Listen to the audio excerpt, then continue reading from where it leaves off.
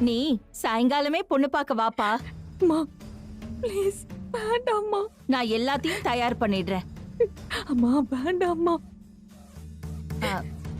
சரிப்பா, நான் வச்சிடுறேன். சரிங்கம்மா, வச்சிடறேன்.